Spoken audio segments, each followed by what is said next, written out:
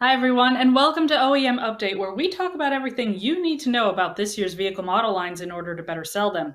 My name is Megan Cusack, editor of Motorcycle and Powersports News, and today we're going to be talking about the 2025 ARGO Magnum XF 1000 LE. The Magnum XF 1000 LE is one of ARGO's UTV models and boasts a base MSRP of $17,999. So, let's dive deeper into what exactly this UTV has to offer. But for that, we're going to go straight to the OEM source.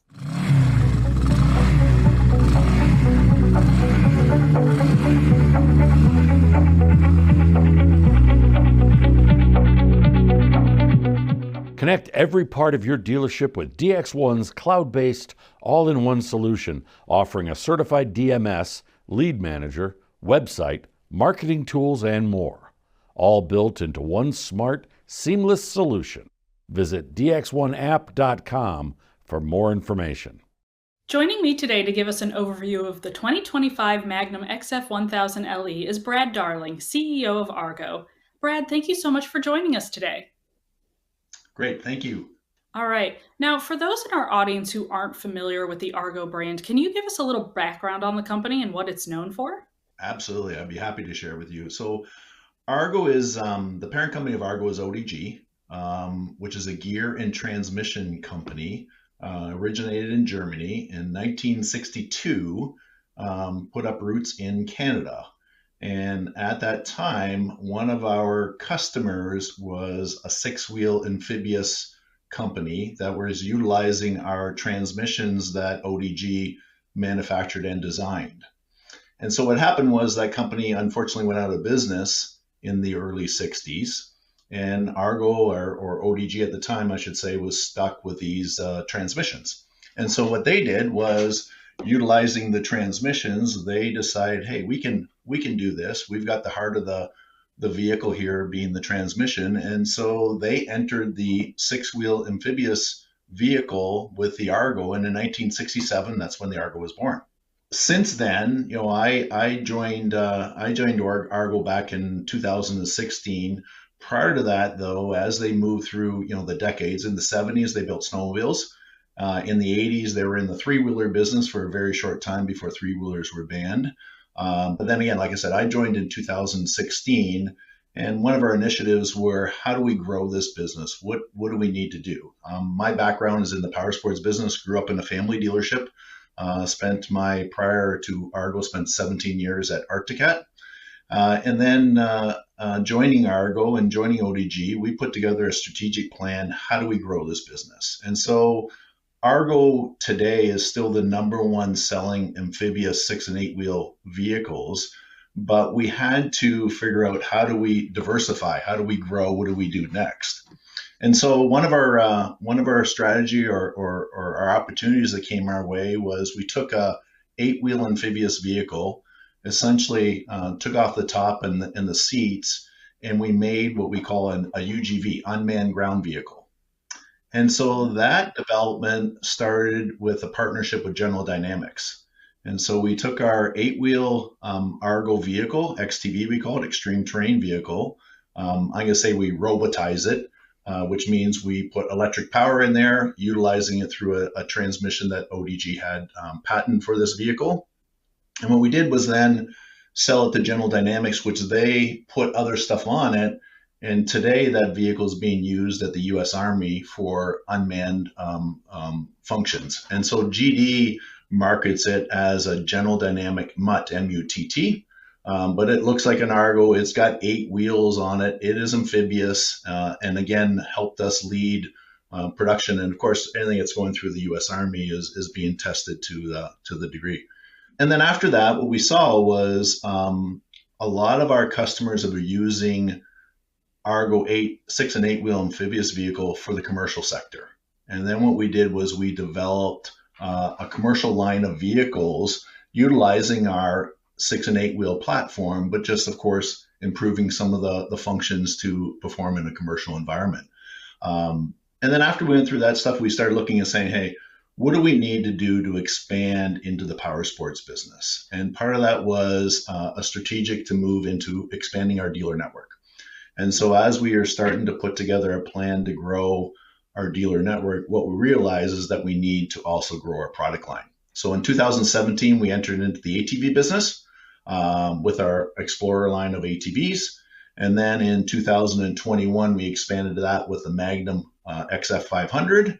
And then today, we're entering into another category of the commercial side of the business. We launched this year. We launched the Sasquatch, and Sasquatch is a four-wheel vehicle, big, large tires, but again for the commercial market. So when you kind of look over the years, we're trying to diversify the company into recreational side with ATVs, side-by-sides, and our XTVs, commercials with side-by-side and XTVs, including Sasquatch, and then allowed to get us into a little bit of a military. So it's more of a diversification.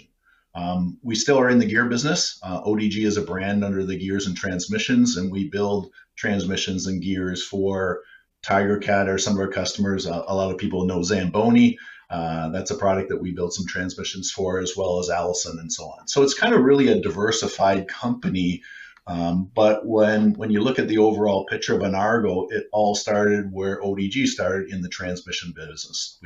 We really started to develop and understand where we need to take the product line. You know, it's usually an engine and a transmission, and we've got the transmission. DX1 is the only all-in-one dealership management solution for the motorcycle and powersports industry. The perfect combination of a DMS, website, and suite of marketing tools that encourages dealers to invest in their customers and not into separate software to run their dealership. All of the components of DX1 work seamlessly together to increase their staff's efficiency while allowing dealers to be with their customers rather than behind a computer screen duplicating data entry. OEM integrations, automated scheduling, and smart customer notifications combine with the real-time flow of data throughout the dealership to simplify tasks and improve day-to-day operations, all within one system and one login. This secure, cloud-based solution is accessible everywhere and has proven to be a crucial asset in the success of many powersports dealerships today. Contact DX1 now and see why others are switching to the only all-in-one powersports dealership management solution. DX1. All right, really cool. Yeah, I've seen some of your, XTVs and commercial vehicles, and they really are just something else. I mean, really, really neat to see. But for today, we're not going to focus on those guys. We are here to talk about your, relatively new, UTV line here, starting with the Magnum XF 1000 LE. Now, can you give us a brief introduction to this vehicle and some of its main selling points and specs? Yeah, absolutely. So as we entered the side-by-side business with our XF 500, the 500 is a smaller, we'll call it a mid-size vehicle.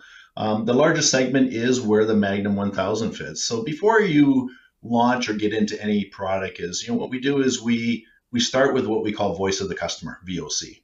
And the voice of the customer is really an opportunity for our engineering and our marketing teams to go out and see exactly what do the consumers want in this type of a vehicle. And so what we identified right away was, if we're going to enter this business, there's a lot of great competition out there. There are big OEMs that work in this space as well. And so what we learned with the Argo side of the business is that we needed to be a little bit different, and we can fill a niche category. And so when you look at the XF 1000 today, and we launched it here just, I think it was around approximately in May, we started creating a category that's already out there, but we're filling a gap that we believe is missing in that category. And so we want a fully capable, full-size machine, and it needs to offer class-leading features, but we also have a strategy to be priced less than the OEMs. And so when you look at this type of vehicle, what you're seeing in the Magnum 1000 today is we wanted to be sporty. We wanted to make sure you had the ride. We wanted to make sure you had the suspension travel. But we also wanted to make sure that we were able to capture a category which is more utilitarian. And so what you'll see with our Magnum is that even though we have the highest horsepower in the class, we have the best ground clearance in the class, we have compatible suspension than some of those other guys, what we wanted to make sure is that, can we build a vehicle that allows us to move a little bit more towards the utility side of the UTV? And so some of the challenges with just a utility, it doesn't give you the suspension, doesn't give you the power, doesn't give you the ride, but you've got certain things that we look at, like class leading of capacities. And part of that is in the capacity is we wanted to make sure we had more room in the cockpit than our competition. And so what we see with this versus a sport utility vehicle, sport utility, you're getting in and you're riding. Kind of in our vehicle where we found this category niche is you're getting in and out of the vehicle a lot. It's used more as utility, but when I want to go on the weekend and go for a good ride and have all the suspension and everything else, I can. And so we really really focused on making sure that we expanded the room in the cab to have significantly more legroom. And then we looked at payload. We have, again, wanting to be more utilitarian, we have the largest rear cargo box than anybody in this category. And so that's leading towards making sure we have 1,000-pound load capacity, making sure we have our 47-degree tilt angle to empty it so it's not just a slort till and you got to push the stuff out, because we know people use this more than anything. And then what we did was we focused on the drive system. And so as I told you about ODG and the transmission, we know some things about transmission. We really focused on the drive system. What we did was we have what everybody else has: two-wheel drive, four-wheel drive, and then four-wheel drive lock. And then some of our competitors have turf mode. And what we looked at is, okay, what can we do that's different than that? And so what we also did is put in what we call turf mode assist. And so what is turf mode assist? First, let me explain turf mode. Turf mode essentially is disconnecting the differentials to have one wheel in the rear driving. And so as I want to go around on, stuff around my landscape, my house, my facility, whatever it is that I don't want to tear up the lawn, the challenge you have is when you got two wheels coupled together, you're going to get tearing up as you turn. And so what we developed was this turf mode assist. And what turf mode assist does is leaves one of the rear wheels engaged and also engages one of the front wheels. And so what you'll notice sometimes, if you're going up a slight incline on your grass, the rear wheel will spin. Now you're tearing it up, even though you're in turf mode. What we try to create turf mode is not to tear up the lawn like that. And so by putting a front wheel assist or turf mode assist, the wheel pulls the vehicle up as well. And so we've been able to capture a category that we believe is not new. Turf mode assist is not new, but it's mostly into the utility segment and not into the sport utility. So we're able to combine that together. And so when you look at it today, you couple our turf mode assist with one of the best turning radius in the industry. What we've done is created a higher CC segment or side by side in the largest segment that's out there, but allows to be very, very much diversified within a category that we're trying to go after. Speaking of like all those extra features there that you're really trying to hone in on for this category, I noticed that the Magnum 1000 only has the one trim level. Other OEMs might have a few trim levels, for this category. So how does this one compare to what else is on the market today? What is, why just go with the one trim level? Sure. A little bit of that is more from what we find from the ARGO customer. When you get into this class, on our 500 series, we offer a base model, and then we offer what we call the limited edition model, LE. And a LE model on the Magnum 1000 gets you the aluminum rims, gets you the bigger tires, gets the roof, gets the painted body, gets the power steering. And so we put it on. In this category, that's satisfying the bulk of the sales that are in there. There's less price pointed product going out in the less. When we enter that category later on, maybe it's just taking off features. We started with the features right away. Some of the other key features that we put on the LE model is we have an option of a speed key. Again, using a little bit more for utility. There's commercial customers that need to make sure that we're going under 25 mile an hour. And so there's two different keys that you can use for sport riding or more on utility. And then we don't stop there. We go with full color display. Today, displays, it doesn't matter what you're doing on what type of a vehicle it is, even on your phone today, displays are getting more and more important. And as we find the younger generation are sometimes a factor of buying this product with either their parents or even into a commercial environment. And so having a display with lots of function on it makes sense. Again, full roof, We have tri-mode power steering that also differentiates us in this category where if I'm going slow on our traditional power steering, the power steering is less sensitive. But on this one here, I can override that and put it into high sensitivity, which allows me to go really slow, but I got full power steering. And so again, into that turf mode assist environment, you can actually drive this thing without, trying to go a little bit faster. Speed sensing power steering is very, very important and functional when you're going down a trail because you don't want to have it too much power steering. But we've been able to kind of override that by having a function where you can adjust it on the gauge. Speaking of the technical side of things, what have been perhaps some of the most common service issues technicians have had to deal with in past Magnum models, and have those been addressed in this new 1000? Yeah, before I'd answer that a little bit different way. Before we launch a new product, Argo and the whole team, engineering team, we have a rigorous testing procedure. And so we hope to get everything out of the vehicle before it's entering the market. The Magnum XF 500 has performed very, very well. And when you look at it, when we see or any key learning features from the 500 or issues, we haven't had issues on the 500. But what we did learn on what we needed on the 1000 was exactly what I talked about. We need turf mode assist, we need turf mode, and we need this power steering function as they use this. So part of not, listening to our customers, like I said, back in voice of the customer, but also listening to our owners of what they'd like to see on the 500. Does that mean we're going to move our 500 into some of those categories? Yeah, we'll look at it. But today, your 500's in that category where it's a little bit more price sensitive. Being a mid-sized vehicle. And so sometimes it's hard to have all these really nice features. We get it asked all the time, why don't you put it on this? Our unfortunate problem is we keep on raising up the price, right? So you released the new Magnum 1000 in around May, you said. What have Argo dealers been saying about this product since then? Oh, they love it. They think we nailed it. I guess the big category I'd share with you is filling that gap between sport utility and utility. And so we craved a little bit of a niche. And that's been kind of Argo's strength. There's great OEMs out there and there's a lot of great product. And what we had to do is do things differently.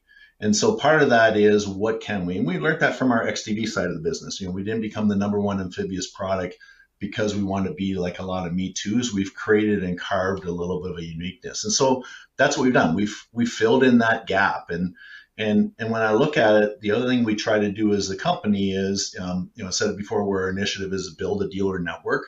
There's a lot of dealers that need products that's going to give them incremental profit and margins and sales. And what you can't do is come into some of these dealers that are multi-line and expect they need to sell another Me Too product. And so as you look through our whole product line, that's what we're really carving. And the Magnum 1000 has even leaped us further ahead on the side-by-side by creating something. And I'm going to go back to it. When you listen to the customers, your chance of getting things right is way more superior than if you listen to what I want. I'm not a traditional buyer. I've got demos. I can use vehicles. I understand all that stuff, but you really need to let your customers drive you where you want to take the product line. Yeah, absolutely. And so speaking of the dealers, what is Argo doing to help dealers move these new units? Good question. I think in all cases, the best thing to do with a dealer is make sure that you train them. We also provide our dealers with a demo unit at a discount. We know, get people in the seat, get people out using it. The more you do that, the more you figure out that was that the right vehicle for that customer? And if it is, our CSI is substantially higher. And so what happens is that we always want to make sure that we are selling the right vehicle to the right customer. So training and demo. And then when you look at it from all of our customers that have bought product before, they're buying because of a dealer. If it's the right product for them, then they're buying because they're selecting the dealer. So we want to make sure we have the dealer knowledgeable. And then the other one is they want to have backing on the product. We run a 3-year warranty, and warranty is the number one reason that solidifies a customer to buy your product once they make the choice that that's the right product for them. And I have one last question for you. So what are some of the most popular accessories for the Magnum UTVs? So as you were stating before, we come out with one model. We already have a lot of those built in on there. But when you look at the side-by-side market and just learning from our XF 500, which is more of a less featured product than our 1000, it's windshields, front windshields. Make sure you have a wiper on it. It's rear window. It's a roof, and it's doors. And people want now a cab. When you look at it today, about 63% of our Magnum XF 500s are being equipped with a cab, so greater than half. Northern climate, Canada and the upper U.S., Snowblade's another one that's a popular item. Well, it's been a pleasure speaking with you, Brad, and thank you so much for taking the time today to talk with us about the 2025 Magnum XF 1000 LE. Excellent. Thanks for having us. I really appreciate you taking the time to get together. Thank you.